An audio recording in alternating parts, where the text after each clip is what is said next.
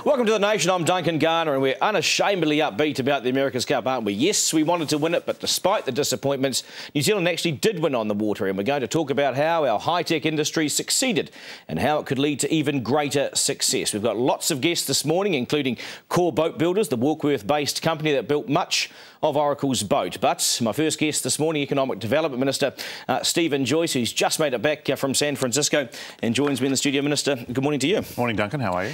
Very good. The big question, though, of course, is that, you know, New Zealanders are asking the $36 million question, do we put it all in again and fight to live another day?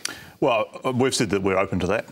It's actually turned out probably better than everybody expected in terms of the level of profile and everything else. Ironically, a little bit too much from a sporting perspective. We probably would have been happier to knock it over 9-1 or 9-2 or whatever it was. But the way it unfolded, there was massive exposure across the US, that comeback by Oracle and the performance of the New Zealand team. So the government, in principle, if you can get some kind of proposal from Team New Zealand, you're into it? Well, in principle, we're open to it. We haven't said yes yet. There's a whole lot of variables, like what sort of race is it going to be, where's it going to be, is the Team New Zealand, are they really wanting to do it again? And there's mixed signals out of there, which I think is just because they're exhausted. I mean, they've put everything into this. They just need a bit of time to get their heads together on it.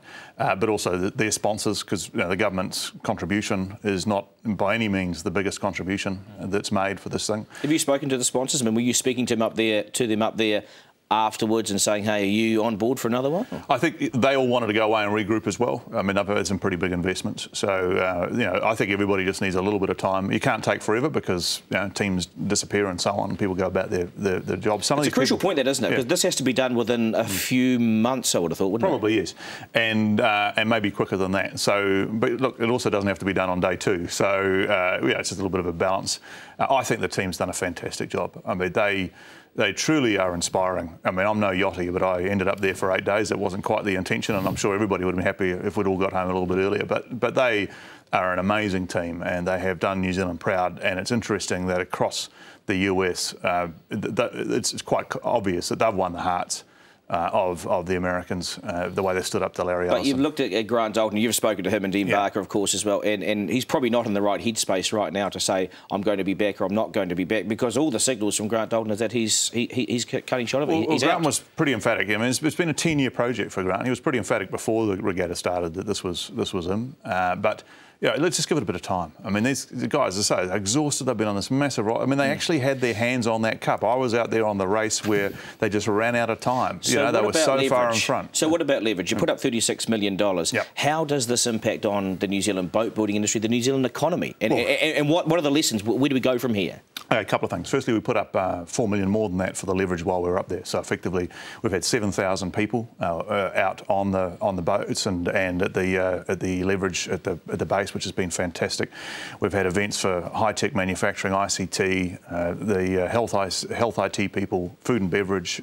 We've really, I think the leverage team that NZTE have had there have done a fantastic job. And in fact, the feedback on that alone has been very worthwhile from New Zealand's perspective. So will we see more high-tech jobs in New Zealand as a result? Because from what I have read, 44 marine companies in New Zealand have been associated with this America's Cup alone. I mean, do we build on that because we've lost? Or? We build on it because we are the biggest players in the space. I mean, whether it's the winning yacht or the second yacht, whichever way around it finished, there's a lot of New Zealand in both of those yachts. So yes, we do.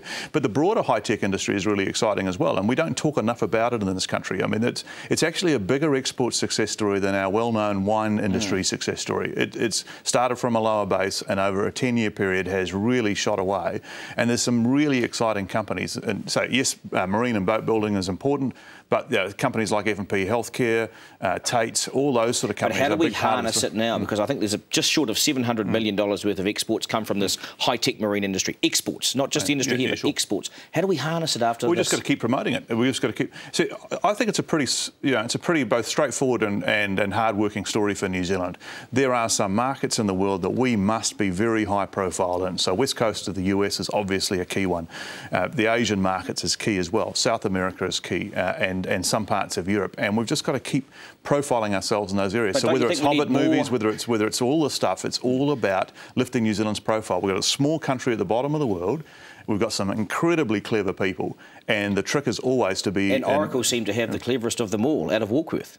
Well, there's some clever people, there's no doubt about it. But these people are all over the country. You don't want to focus on just one company. I mean, we do right now because it's where we are today. But actually, we have those companies all over New Zealand going out there every day with support of government, with support of taxpayers. Most of them are getting R&D support. We've got $140 million going in every year there. Most of them are getting NZTE support. There's $30 or $40 million a year to help them expand their international markets. So we've learnt some lessons out of this that we can leverage better? Absolutely. We're leveraging better. But I actually think what will happen out of this is that actually, take for example the North American stuff, that's been growing steadily anyway. So you've got the Kiwi landing pad in San Francisco, you've got a number of New Zealand companies up there, so they've been growing steadily. This will be the icing on the cake. This will drive that to a whole new level. And you think the government needs a strategy around this coming out the back of San Francisco? You're going to have to sit in the cabinet and say, right, we need to harness this better? Well, I think we just need to keep doing what we're doing and accelerate it now. We have a program for ICT, we have a program for high-tech manufacturing, including the marine. We have a program for this sort of international marketing. Frankly, our business growth agenda, it's exactly what it's designed for. So all we've got to do is accelerate that. And in terms of the America's Cup, particularly, just evaluate with the team where they want to go next. But you're keen to put money up? We're keen, provided that there's something that stacks up. You don't just write a blank cheque, even on your program, Duncan. No, well, you're welcome to. What about having it down in the South Pacific? What about perhaps in Sydney? What if the New Zealand and Australian governments went to Larry Ellison and said, look, you're nothing without Australia and New Zealand, bring it south? Well, could you do that? Well, at the end of the day, he has the total say. What he will be interested in, and I think he said it on the water the other day. Your point is right. Without New Zealand, it's a pretty quiet cup.